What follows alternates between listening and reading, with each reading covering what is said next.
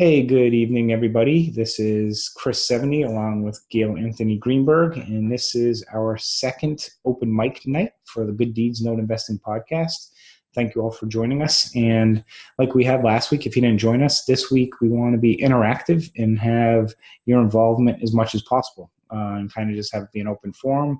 You can ask questions in the chat box, in the Q&A, or if there's something you want to kind of hop on and be we can put you on video or just on the audio to ask questions, be happy to do that as well. So we try and set these up to have them be for you and answer questions that you have.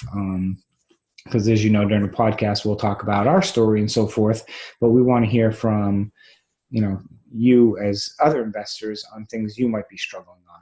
So with that being said, does anybody out there have a question, comment, concern, or a topic they'd like for us to discuss? Don't everybody jump at once. Simmer down. Yeah. So, Oh, I see a hand up. Hey, Michael. Yeah. Yeah, Michael raised his hand. You just put it in the chat, or do you want to go live, Michael? You want to talk? I'm trying to see how to.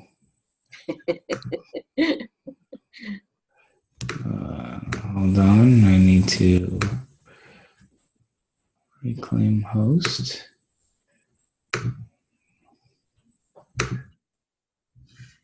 Okay, Michael. Michael, you there?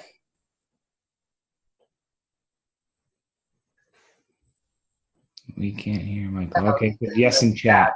Okay. Okay. So, Michael's being a little shy. Okay, so Michael doesn't have a webcam. Hey, Michael. While we're waiting, I know Casey, you've seen you a lot in your name a lot on the WCN crew and looking at a lot of assets and things like that. What has been one of your biggest struggles or challenges that you've had? I know you're also, I believe, working and, for your work, it's kind of, you're on the road a lot. So curious, if you want to post in the Q&A or chat, one of the things that has been something that has been a challenge for you.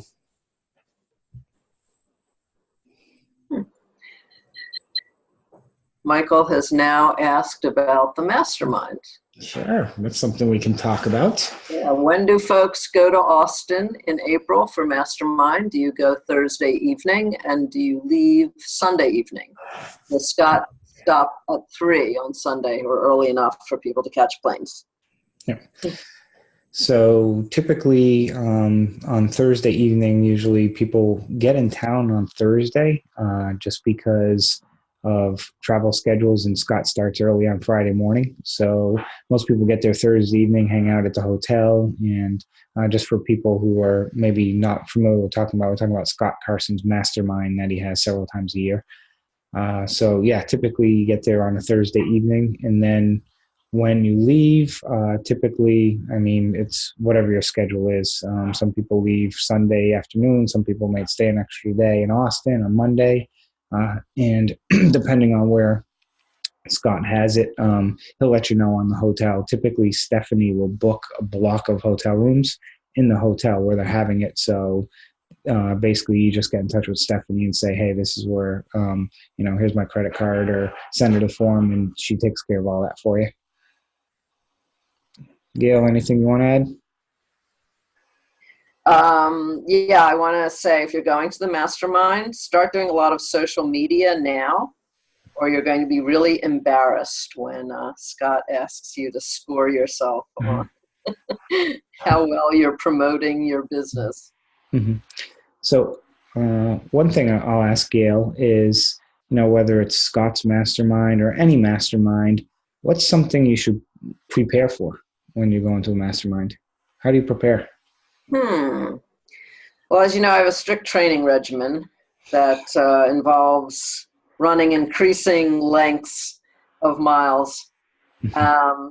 Actually, I mean, that's not that far from the truth. I find it really exhausting to be to be sitting and be alert and present and listening for that amount of time, and then be networking with people into the night. Yeah, that's a really good question. They've all been slightly different for me. Scott does a really good job. I mean, he definitely teaches, and he definitely has people, he wants people to participate. So if someone's working on an interesting deal, he'll have them present about it. You do exercises. One of the most popular ones is like, what would you pay for this note? And he'll give you all the numbers and everything. And then, after the whole table discusses what they would pay for the note and comes to a group decision, then he has people go up and explain how they arrived at it. And I find that like really interesting, how people kind of work things out, because we all have these elaborate ROI calculators. But when it really comes down to it, it seems like it's always sort of intuition plus some other kind of voodoo math that everybody kind of thinks up on their own. Oh, it's back of envelope or back of napkin is really how in that time you look at it. And as you start bidding on a lot more assets and bidding on more notes, you'll start to look at, you'll know kind of where you should be in regards to if it's a $40,000 note in a certain state, you're going to know, okay, I'm probably going to be around, 18 to 22,000. I'm just throwing numbers out there depending on the state. But you're going to have a very good idea after you start bidding and seeing where things are at. And then what you'll see also is in some instances, when you start getting results from people, you're going to start seeing some pricing come back a lot higher. And that's where sometimes it's just better to wait. Yeah. And obviously with some sellers, they don't counter. It's a situation where they collect all the bids and then they just award them. Mm-hmm. And if you don't win those bids, it's really a good idea to always ask what price they sold at, so that you start to build up a kind of, your own little mental database about where the prices usually fall for different sellers. There are people like Dave Polio where you can't really kind of generalize about where the pricing is, because he's always representing different sellers. So, a guy who takes 49 cents on the dollar, for one tape, that may not be a valid bid on the next tape. So, but it's kind of good to know generally what things go for, because you just get a sense of the trend on things. Michael just figured out how to turn on his mic. Can you unmute him so he can ask a question? Yeah, let me see. Michael, you there?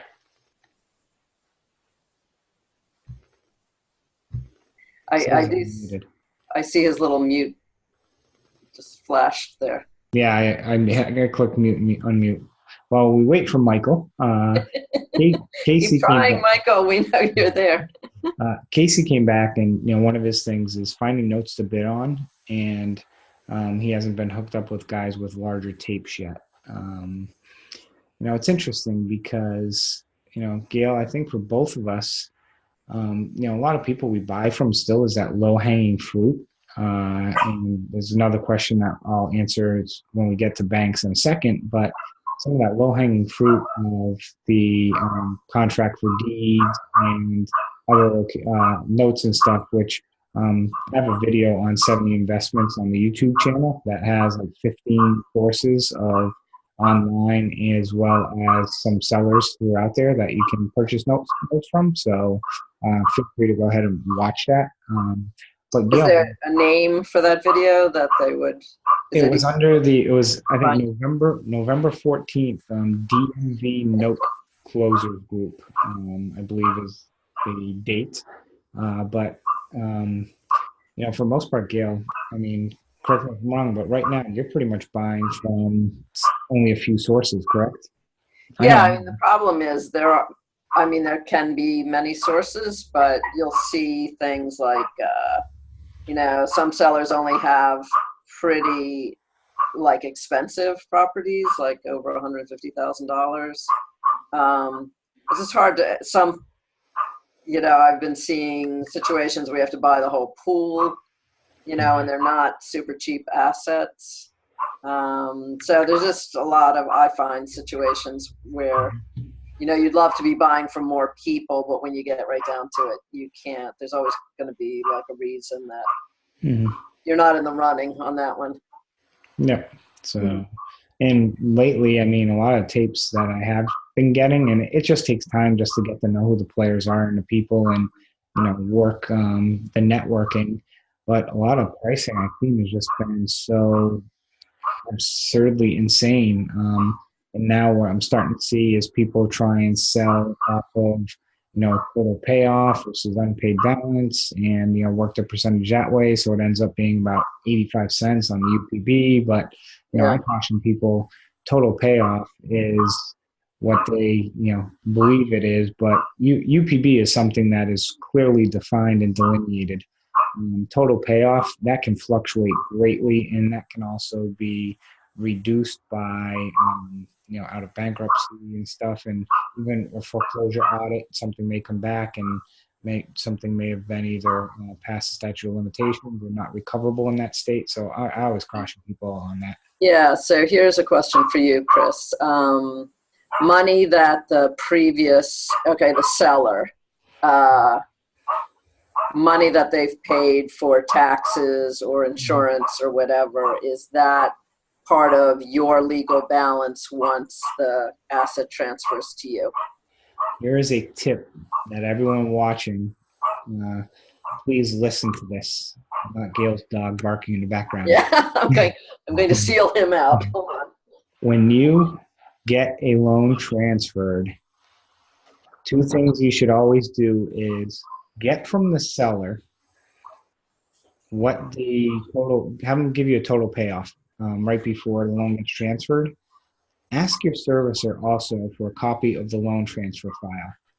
The reason I say that is, Gail, I have had at least a half a dozen times where there have been payments of taxes of $3,000, $4,000, $5,000. I had a note that had $29,000 in taxes and insurance paid that the servicer did not include when they initially transferred. And most people think that, servicer handled it and stuff. But what happens is it's the lingo that if it's in negative escrow, one servicer may not carry it over, but if it's in corporate advances, they only carry that over, not the negative escrow. And then when you look at what the negative escrow is, it's, they were paying the taxes and the insurance, and they put it there versus a corporate advance. Right. So if, just for people really to dummy this down, the principal balance could be $50,000, but say the taxes are $5,000 a year and they haven't paid it in 3 years. There's $15,000 that you can collect. Now, again, I always look at that as kind of slush, in the sense of, if you get a modification, you can roll that in, but that's money that's due if it's in part of foreclosure, but I don't use it to bid off of. But when you transfer that loan, I can tell you, I will bet that probably 80% of people out there don't check the math to make sure the numbers are what they should be. Yeah, right. So, even the balance, the UPB can change if they make a payment. And that's another thing. Like I was just talking today to Jay Tenenbaum, our friend in California. Yeah. He was talking about there's one notorious servicer that, basically it can be different in your purchase agreement on a note, but many of them say that as of the day you fund, any new payments that come in from the borrower are now yours, the new buyer. And so that's the cutoff date. But this servicer seems to feel like it's theirs unless you figure out that they've got it and ask for it. They never volunteer that they have it. It's all just a game.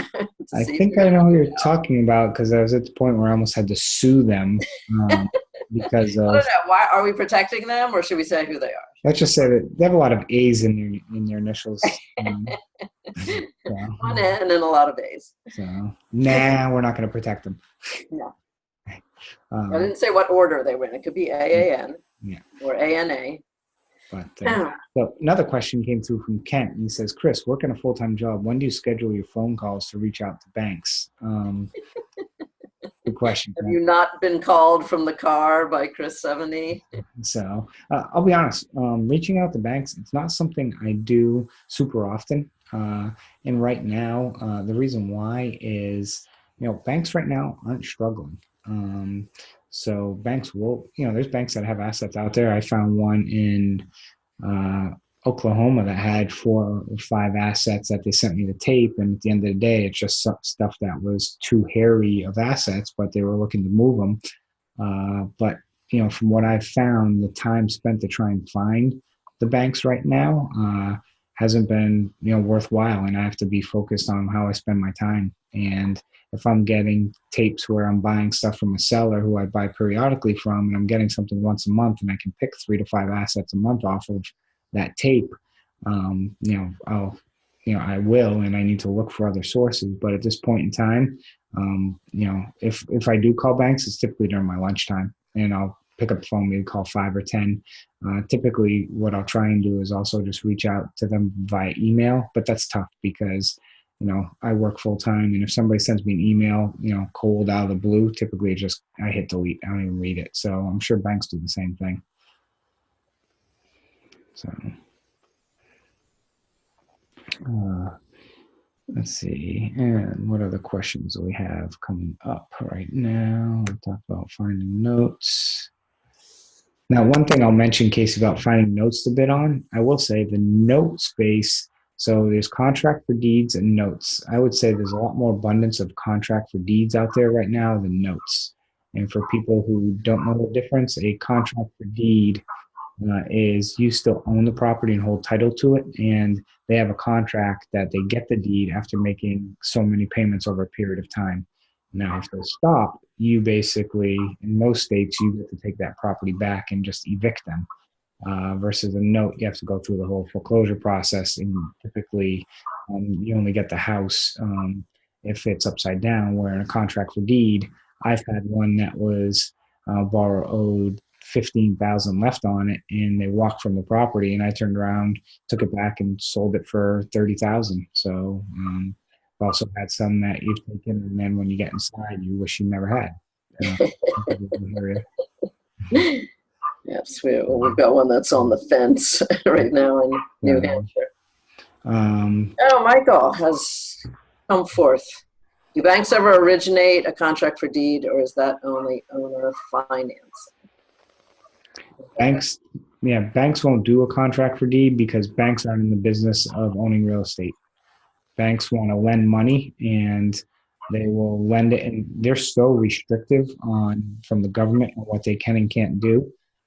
For lending purposes, typically how contract for deeds started, from my understanding, was during the downturn, Fannie Mae just had, tens of thousands of loans. So what they did is they turned around and sold them to these hedge funds like a Harbor portfolio, and Harbor just took those and didn't do anything to the house in many instances, and just owner finance it to somebody. They're paying $300 for these, turning around selling them owner finance for $20,000, making people put $1,000 down. And in some instances, the houses were very dilapidated, and there's been some lawsuits about it. And in other instances, hey, the houses weren't too bad. But there's another company that starts with like a V out in California. Window Rock is another one. Yeah, so it's several of these huge funds that would buy these in tens of thousands of REO homes from Fannie Mae, where they bid on them as pools, just like notes get bid on, and then they turn around and just owner financing. Right. So Window Rock is the parent company for the brands we know as Home Opportunity, Camelback, Knife and Draw. Yeah, Transport, Flatiron Holdings, Transportation Alliance Bank. are all the RWLS, Mhm. 1, 2, 3, Mhm. 5, 7, Mhm. lots of those. Siphon Draw. They have like, I don't know how many. They have at least 12 little funds underneath their main So, uh, company name. so Andrea asked a good question. Can you do a contract for deed on vacant land? Yes, you can. And typically, that's what a lot of people do on vacant land. Honestly, is what they'll do is they'll put it on a contract for deed just to make sure when the owner finances it that the person does pay them, because in that instance, again, you can just take the property back, where to foreclose on somebody on vacant land, it's just a very difficult and painful process and expensive. So yeah, if you own property and you are going to owner finance it, my recommendation would be to do it on a contract for deed, or land contract is another name depending on the state, what their verbiage is. Yeah, it's kind of interesting because, we kind of evaluate our chances of getting a property back easily depending on whether it's occupied or non-occupied.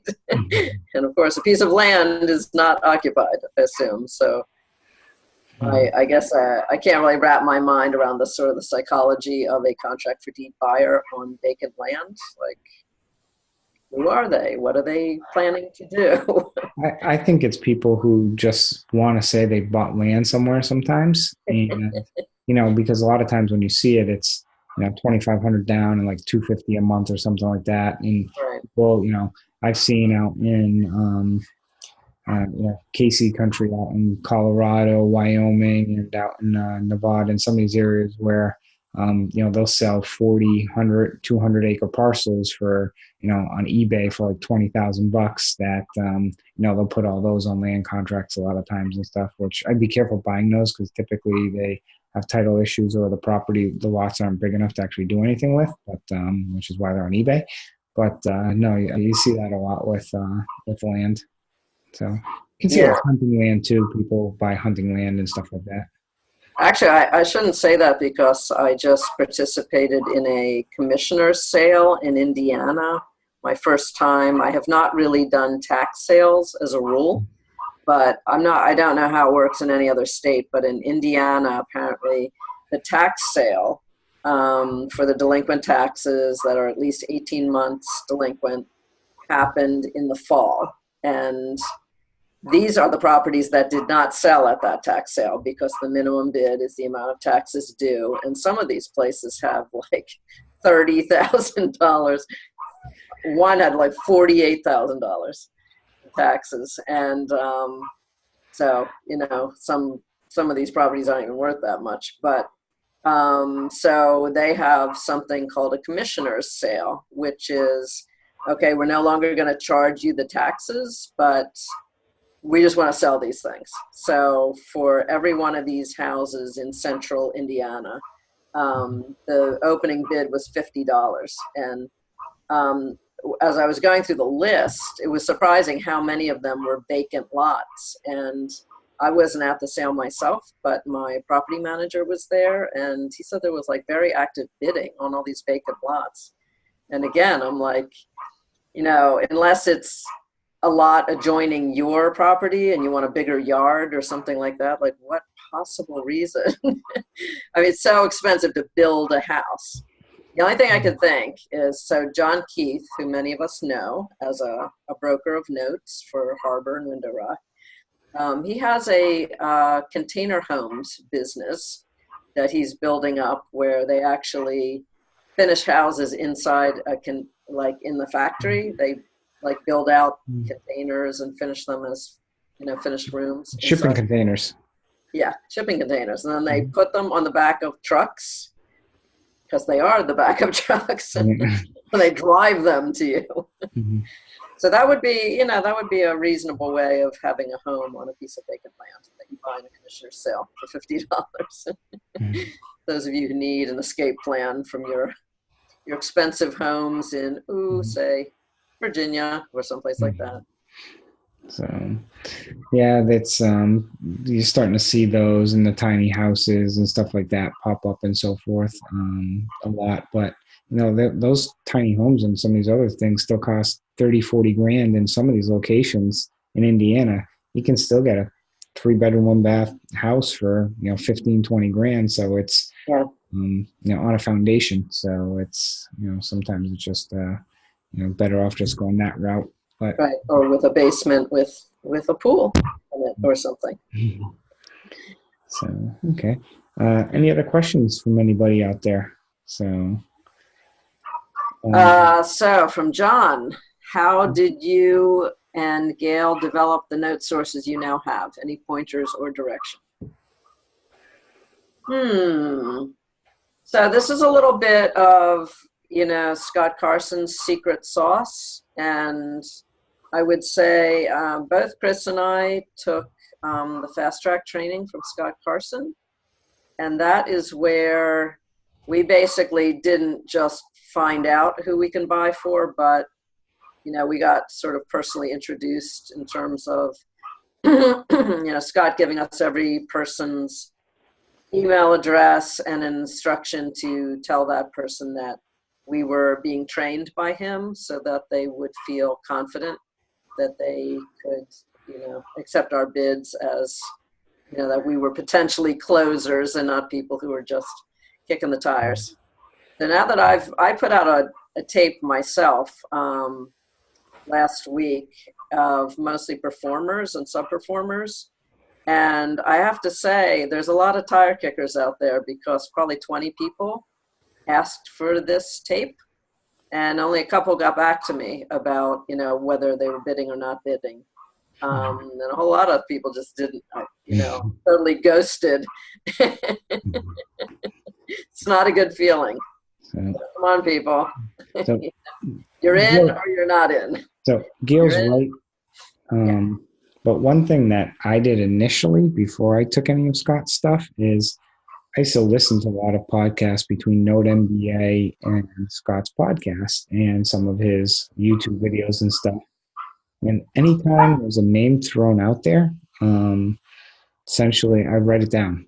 And then like at the holiday time, I remember Scott did one once and he thanked like 15 people and like 9 of them were note sellers.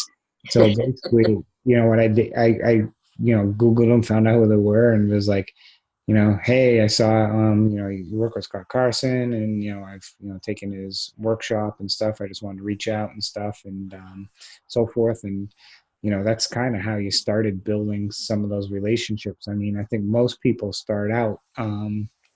If you're not on the websites, I'd say Dave Polio from Security National or SNSC.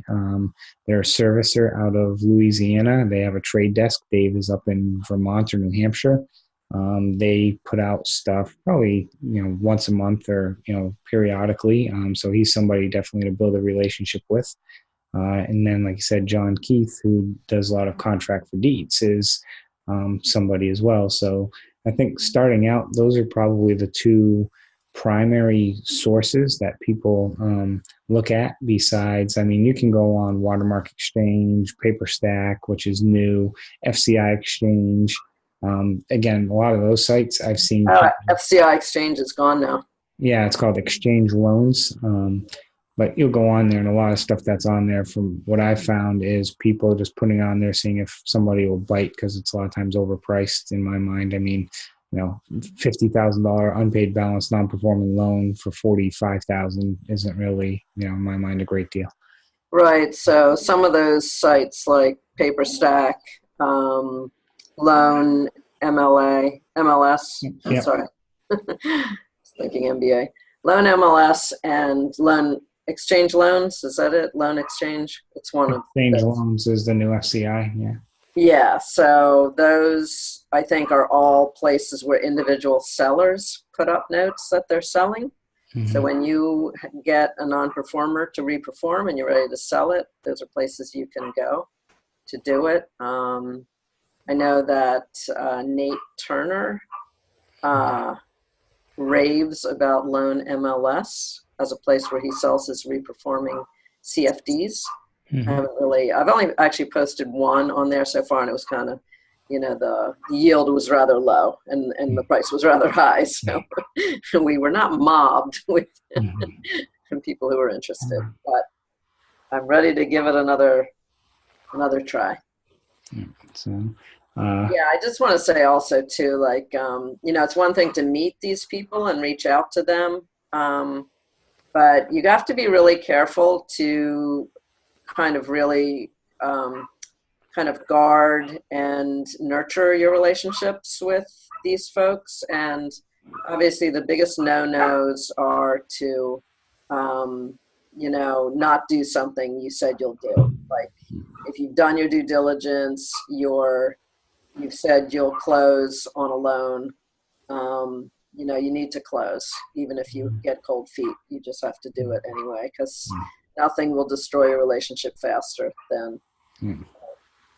Yeah, I find if you buy notes from people, you build that relationship. And like you mentioned, and I've had times where, I've, told somebody, hey, I'll fund it on Friday. And then, basically on Thursday, I'll be like, hey, look, I need till Monday or Tuesday to fund this. And they're fine with it. Just let them know and stuff. And for the most part, but if you're basically done your due diligence, say, yep, I'm good, sign the loan to the loan, get ready to close, and then walk, that's usually a problem. Yeah. So, question from Kent. Gail, are either you and I doing anything with partials, either buying or selling? Kent. Is that Kent Sparrow? I can't see. Kent Rayborn. Okay.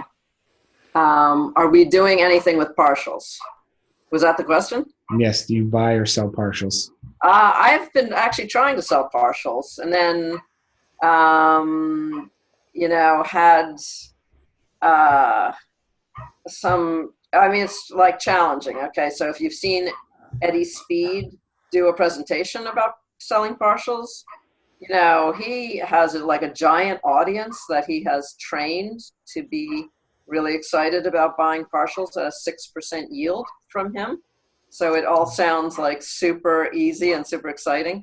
But I have found in my own attempts to sell partials that, people seem confused, and I don't know. I mean, you've had more luck than I have, right? Selling partials. Yeah, I think the biggest challenge with people in partials is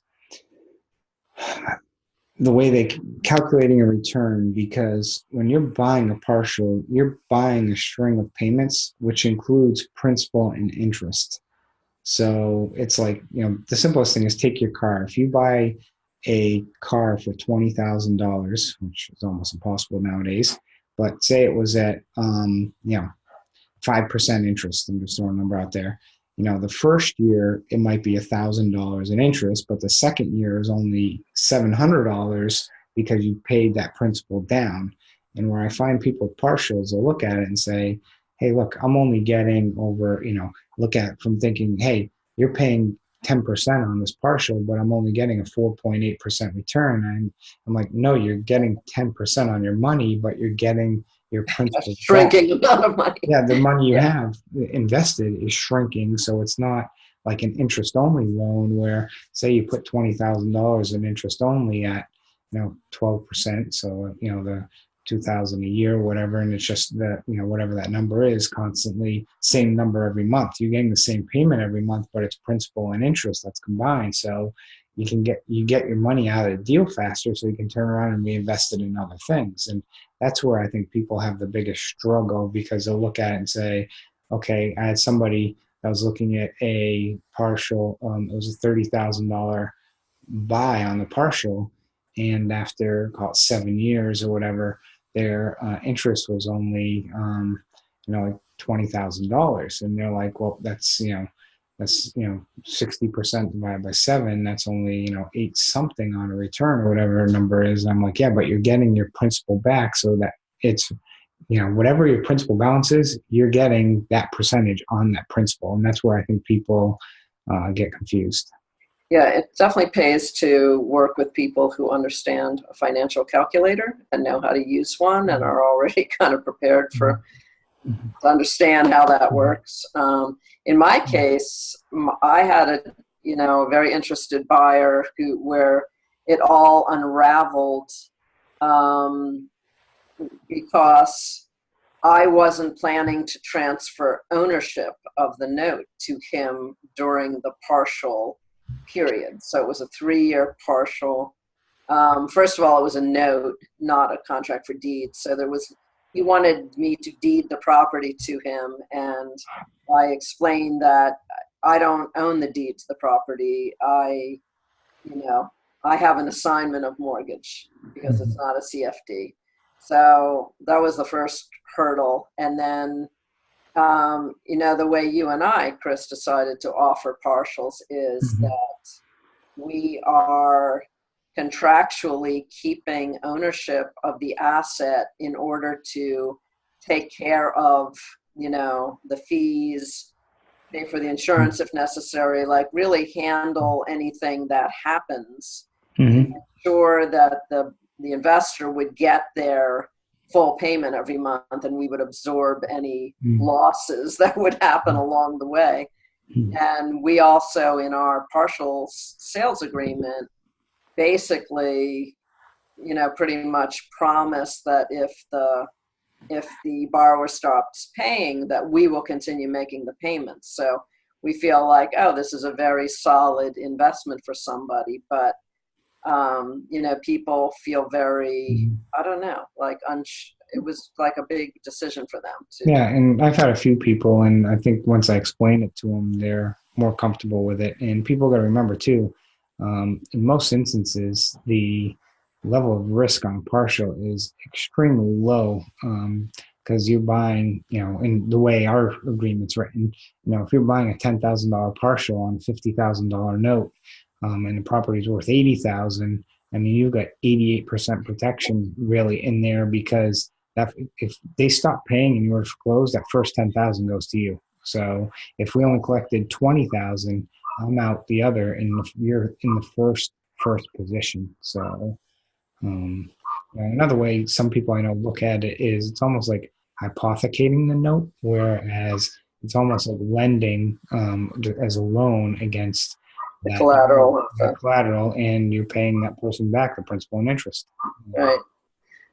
Maybe that's an easier way of explaining it, since we're not transferring ownership. But after my first round of answering questions from potential partials investors, I kind of realized that I'd rather sell my notes because I'm looking to take my profits out of them so that I can go buy some rentals. And as you know, Chris, I bought a church the other day. So still have to hear that story, which we'll hear another time. But okay, people, what other questions do people have for us?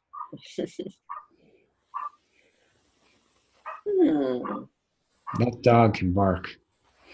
The door is even shut, and he's like literally this big. He's like giant lung and a set of vocal cords. Kent said, great explanation. I think partials work well if you have small amount to put to work in your RAs. Absolutely. Yes, perfect. And that's what we were hoping to really offer people, because obviously even a small note is like, big risk, bigger number than.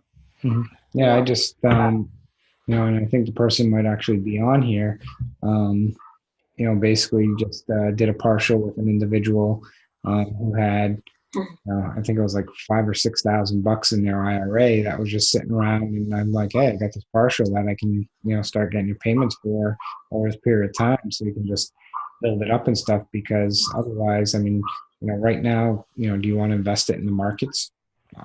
I don't personally. My wife was all excited because she got a thing from American Express saying their checking account, if you put money in there, will get 2% interest. So she's like, hey, let's put some money in the 2% checking account. And I sit there and, just be like,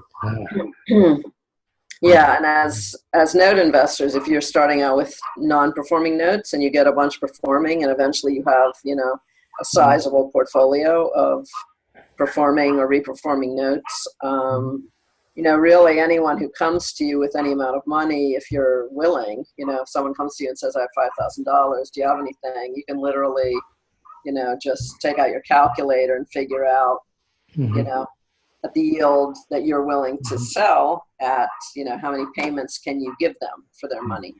Mm-hmm.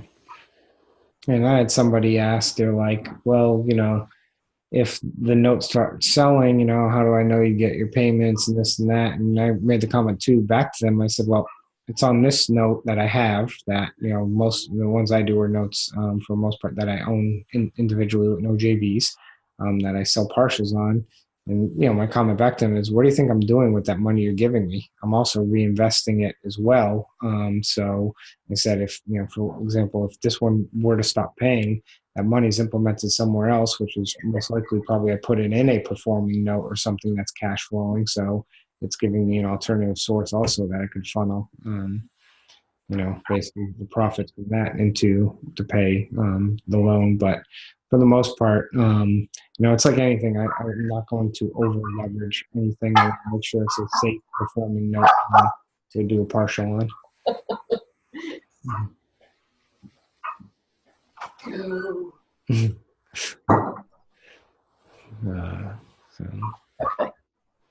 I solved my dog problem. They sound more distant. Michael says we need to buy the American Express list and send an offer. Well, one thing that's interesting is, and Gail, you can provide more comment. When you're looking for people like on partials or things like that, note investors is not the place to look, because note investors typically want very high returns. You just made that comment about, the 2% getting that list. I know a lot of people out there that will be doing backflips for, 6 to 8%. Normal people outside of our little world.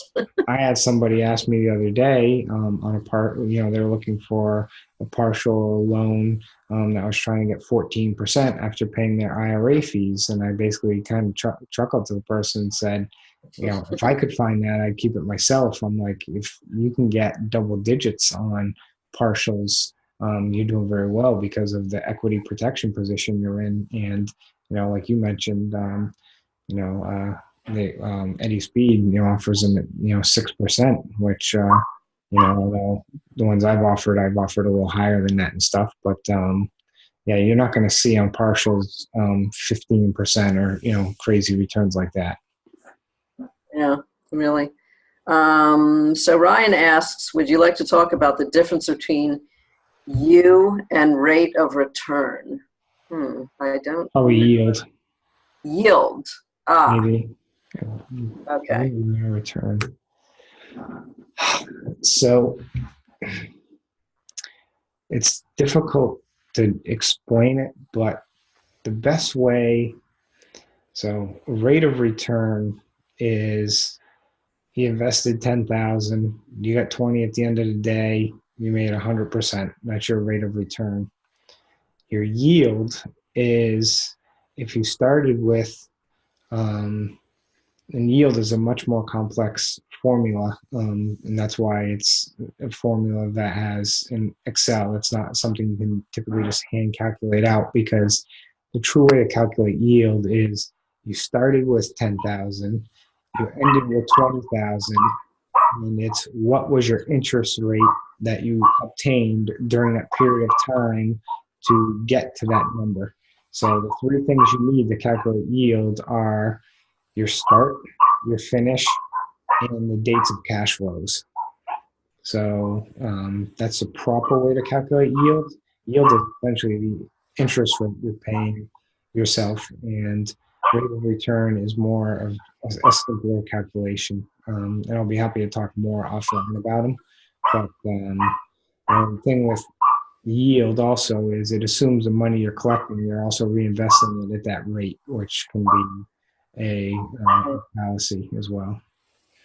Right. So Ryan also asks, what do you look for specifically on a bankruptcy case when a borrower has filed BK? What do you look for beyond just what chapter the borrower has filed? Oh, this is a good one. Chris and I both have funny bankruptcy stories. They're funny only if, funny, only if you have kind of a strange sense of humor. But I love bankruptcy. yeah, bankruptcy just really shows. So in a lot of times, obviously in a bankruptcy situation, a borrower is compelled to pay you, compelled by the court, the federal court. So it can be like a great comfort to buy a note that's in a paying bankruptcy, because you can often get them at a discount anyway, even though they're technically performing, just because the person's in bankruptcy. Other sellers will actually charge you a premium because something is in bankruptcy, because the person is being compelled to pay, and that feels like security. Chris and I both have weird bankruptcies right now. I have a bankruptcy in Pennsylvania where I live. It's just about half an hour away from me in a big rental area, where the gentleman has literally, he bought a whole bunch of properties right before the market crashed in 2007, 2008. And it's a Chapter 13 bankruptcy. This guy, so he bought a whole bunch of properties. He's already lost some of them. He has probably 5 or 6 still, including mine and his principal home. And basically, this guy has filed bankruptcy 7 times in the last 6 years. And it always follows a very particular pattern. He owes tons of back taxes on all of these properties, over like $80,000 altogether at this point.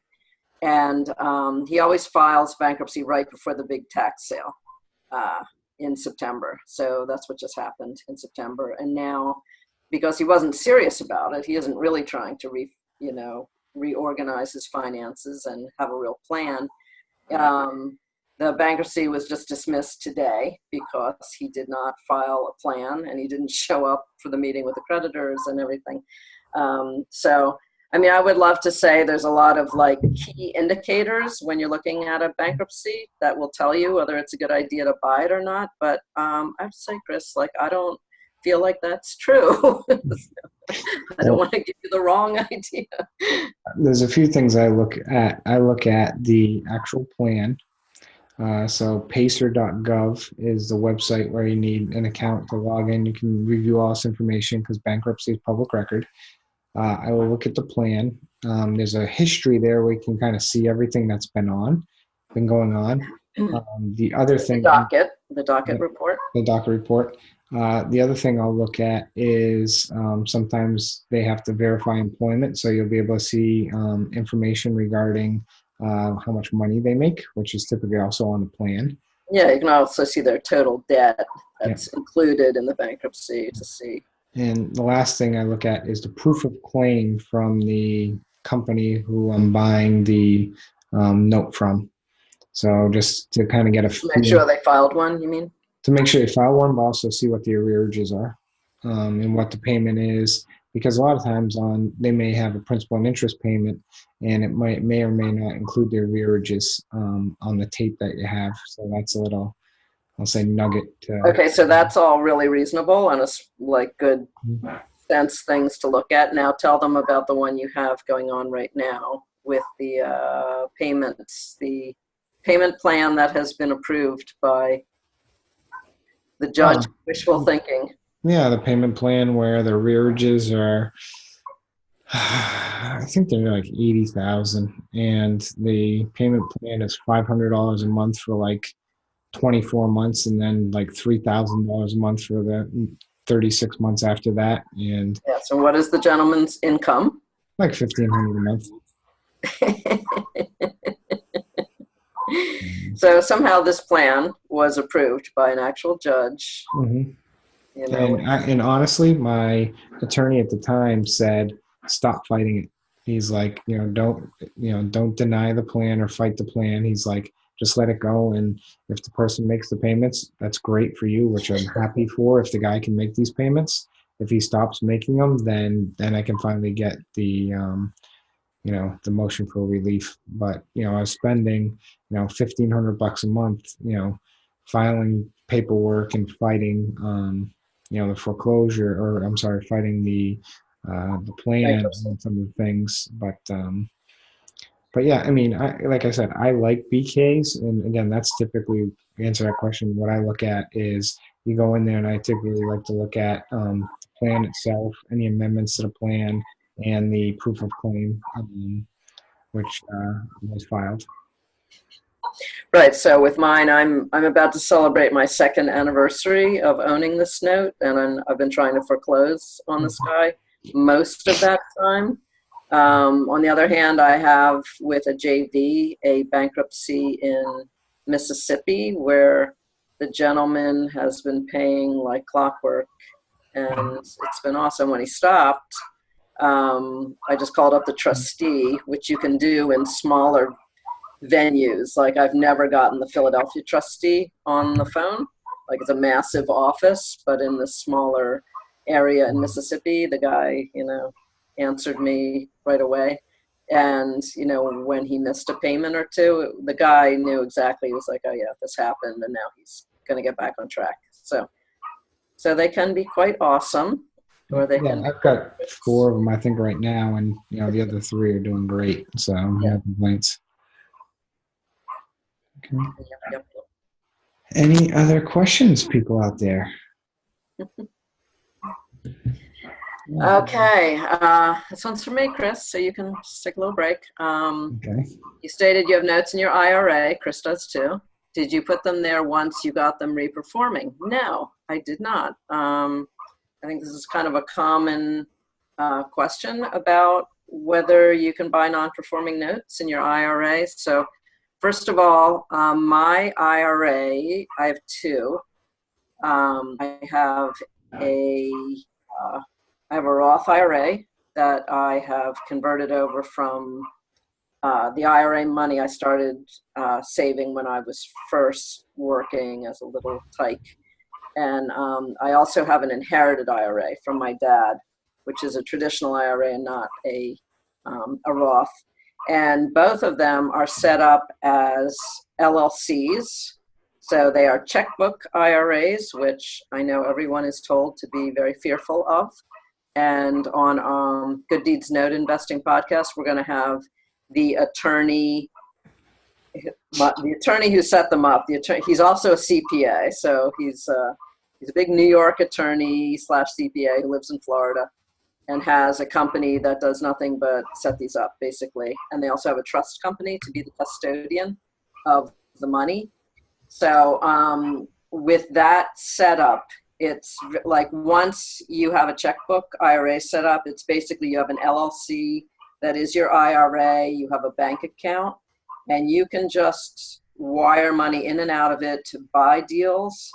And I would say the only thing that I do maybe a little differently with my IRA versus my JV deals is that, obviously to avoid any issues of me, getting too involved, I just delegate a lot more the tasks on those. So I can't be accused of, what do they call that if you do work in your own IRA? Like it's a unauthorized transaction or something. But it's not self-dealing. That's a different. Yeah, but I want to be clear with the comment that is here is you can't take a note that you own that you bought with your entity and then just drop it into your IRA. Right, and vice versa. You can't buy a note from your IRA once it's doing well or whatever.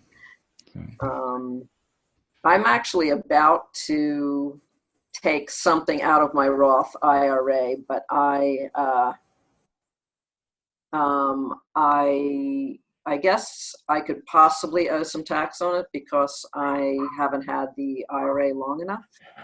You have to have a Roth for 5 years before you can take a distribution without any consequence.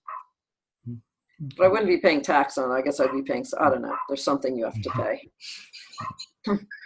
Another question just came in from Ryan is, how do you determine what state you invest in? It's almost easier to start with the ones you definitely don't want to invest in. So Chris is a New England boy. He's from Massachusetts originally. We just bought CFD together in New Hampshire, and I have to say I'm I am not loving every minute of it. It's expensive up there. Like everything we do up there is so expensive. We just got a dumpster that I would pay $250 for in Indiana, and it costs $500 in New Hampshire. How much did you pay the guy to come fix HVAC? Well, that guy, true. Yes, there's a guy who came and winterized the house for $25, but and they are really nice. Like, they don't make you pay up front for everything. Like they'll bill you. Like, and when you call the oil company, they're like, "Oh, I know your realtor. Yeah, that's Don. I know him." So I mean, it's very sweet. It's a small town, but they're getting 30 inches of snow. We don't know if the borrower turned the water back on, so that thing could be like sprinklers in there, Christopher, when the big thaw comes. So yeah, I'm sorry, that was a long answer. That for me, no information. Yeah, a few things when you start looking at states. Make sure you have a good attorney in that state. The attorney is your number one saving grace because you want them to review the due diligence. You want them to review the collateral file. I'd also kind of just, if you're, depending on what you're buying, make sure you know a realtor or contractor in the area. That can be important. Is it an absolute must? No, but it's something that I would think helps you out a lot. And then, like Gail said, it's the states typically that you don't invest in, or you start with, which, I don't invest in New York, New Jersey, Illinois. Long foreclosure timelines. Yeah. Places where you need licenses. Yeah. There's a whole bunch that everybody kind of crosses off almost immediately. Although if you're willing to put up with, I mean, some people they're contrarians, and they do very well by doing what other people won't do. Like they will buy in states with long foreclosure timelines because I guess they can get better deals because no one else fights for those deals. You just got to bid accordingly. And just realize, though, that, if you're in New York and you're using JV Partner, that 12 to 18 month timeline, throw that out the window because it's probably a 3 to 5 year timeline that money's going to be tied up. So yeah, and I know in New Jersey, I mean, that's like a 3-year timeline, and the taxes are really high. So you have to, if you're in for a long battle on something, you have to really look at your holding costs with great, I mean, and never always be conservative in your estimates. Never do your numbers as if everything's going to go perfectly, because we know that doesn't really ever happen. Okay. That answer your question, Ryan? Right. And there's been states that I've bought in that I didn't think I'd buy in. Wyoming. Look how well that turned out. Yeah. It was part of a small pool that I bought. So, but the biggest thing is the attorney. If you don't have the attorney, don't invest in that state. Right.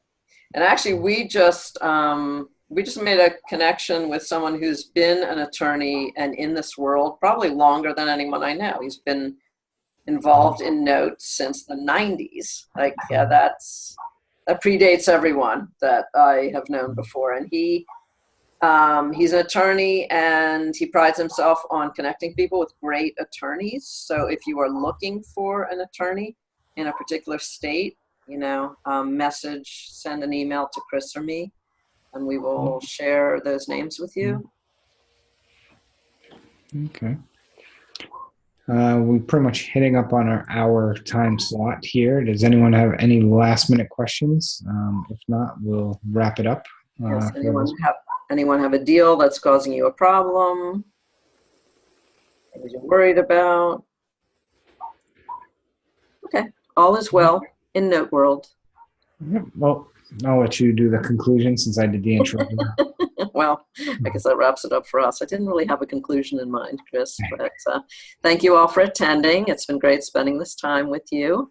We want to be here every Thursday night to be your resource when you're working on deals, and you hit any speed bumps, just know we will be here every Thursday.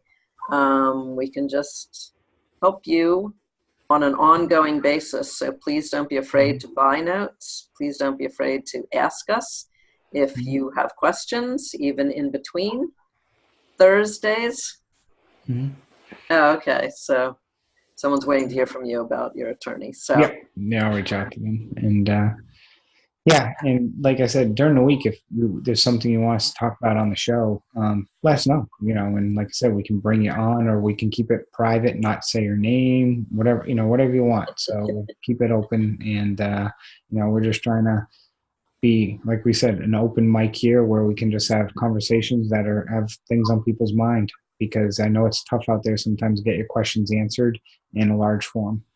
yeah, I mentioned Jay Tenenbaum at the beginning of the hour. He was incredibly helpful to me when I was new.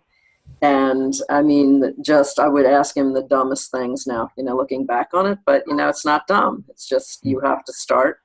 Everyone starts knowing nothing and then they learn things. So, you know, make your learning curve a lot shorter by asking lots of questions and never feeling shy about it. Good. Well, thank you all for joining